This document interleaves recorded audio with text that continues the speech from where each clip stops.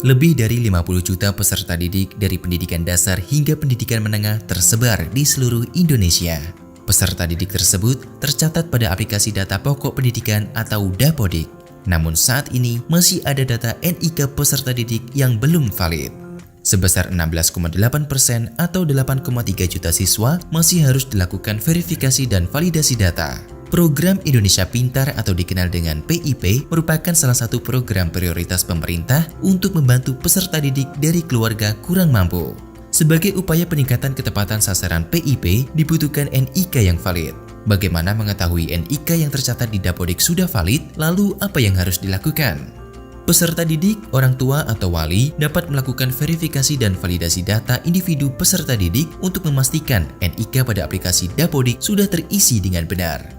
Data yang harus diverifikasi ada dua. Yang pertama adalah data master peserta didik, yaitu NIK, nama, tempat tanggal lahir, dan jenis kelamin.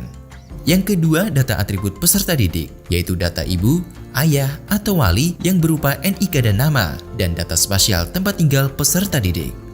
Peserta didik, orang tua, atau wali bisa melakukan perbaikan data melalui laman nisn.data.kemdikbud.go.id. Tahap pertama yang harus dilakukan untuk mengakses aplikasi verifikasi dan validasi data individu peserta didik adalah mengisi NISN atau nomor induk siswa nasional dan nama ibu kandung di laman beranda. Setelah itu centang kotak kapsa lalu klik tombol cari data. Harap diperhatikan NISN dan nama ibu kandung peserta didik harus sesuai dengan Dapodik. Jika tidak sesuai, data peserta didik tidak akan disajikan. Tahap kedua, lengkapi isian data pada kolom verifikasi data identitas peserta didik, dimulai dari NPSN atau nomor pokok sekolah nasional. Pencarian NPSN dapat dilakukan melalui laman referensi.data.kemdikbud.go.id. Selanjutnya, tanggal lahir dan NIK peserta didik.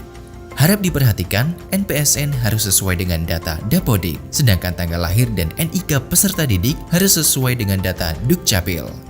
Setelah melengkapi isian pada kolom verifikasi data identitas peserta didik, centang kotak kapsa lalu klik tombol lihat data. Selanjutnya adalah verifikasi data peserta didik. Pada laman ini terdapat beberapa kolom data. Yang pertama adalah tombol profil. Tombol ini akan mengarahkan pada halaman profil peserta didik yang menyajikan data informasi peserta didik. Untuk kembali ke halaman utama, klik tombol close. Yang kedua adalah data identitas peserta didik yang meliputi NIK, nama, tempat lahir, tanggal lahir, dan jenis kelamin peserta didik. Isian data tersebut disesuaikan dengan data yang tercatat pada database kependudukan di Dukcapil.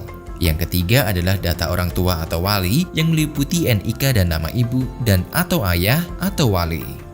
NIK dan nama yang diisikan pada bagian ini akan disesuaikan dengan NIK dan nama pada database kependudukan di Dukcapil. Jika NIK dan nama yang diisikan tidak sesuai, pemilik data harus memastikan kebenaran data di Dukcapil. Yang keempat adalah lokasi tempat tinggal. Pengajuan perbaikan data lokasi tempat tinggal peserta didik dilakukan dengan memilih titik yang sesuai pada peta. Kolom lintang dan bujur akan terisi otomatis saat titik koordinat lokasi tempat tinggal sudah terpilih. Harap diperhatikan, lokasi tempat tinggal siswa harus sesuai dengan domisili yang tertulis pada kartu keluarga. Khusus penentuan lokasi tempat tinggal memerlukan persetujuan dari sekolah. Setelah semua kolom data terisi, pilih tombol klik di sini untuk validasi data. Maka sistem akan melakukan validasi data yang sudah diisi dengan data yang tercatat di Dukcapil. Jika terdapat data yang belum sesuai, mohon melakukan perbaikan data ke Dukcapil. Setelah itu, centang persetujuan tentang kesesuaian data peserta didik. Lalu pilih tombol klik di sini untuk melakukan pengajuan perubahan data. Kini, pengajuan perbaikan data Anda telah masuk dalam antrian pengajuan.